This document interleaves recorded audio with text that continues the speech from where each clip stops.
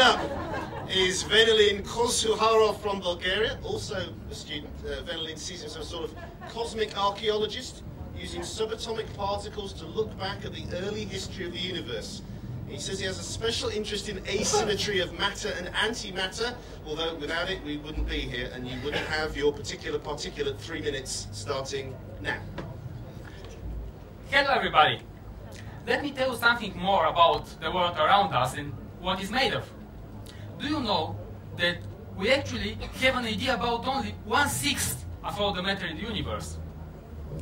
The matter around us is made of elementary particles in the form of atoms. This is ordinary matter.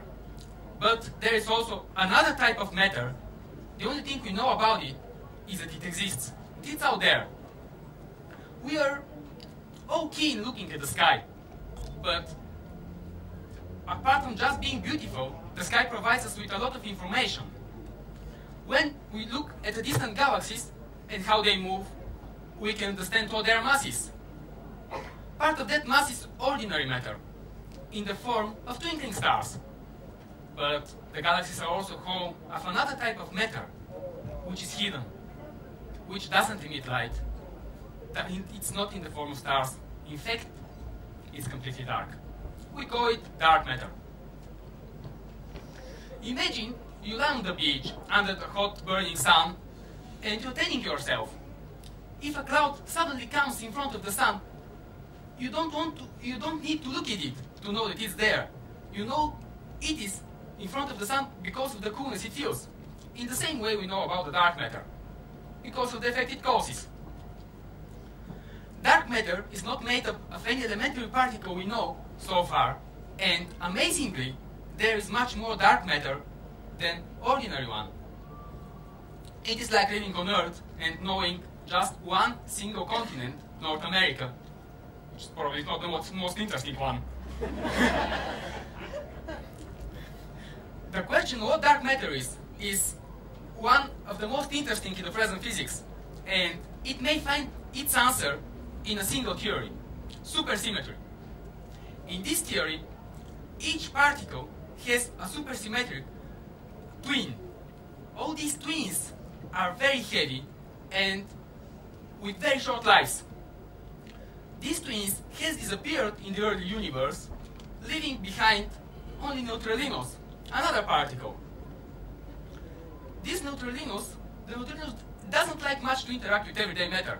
For example, if we just threw a billion of neutralinos at the Earth, they'll just pass through it, leaving no trace. Supersymmetry is a beautiful theory, but whether it describes the best world around us, we still don't know. But we have built a powerful new accelerator where we can actually produce these particles and in this way reveal the identity of dark matter. It is a key moment and I'm really proud to take part in this to unlock the secrets of the universe, and I hope that in 5 years' time I'll be here and I can tell you. Thank you.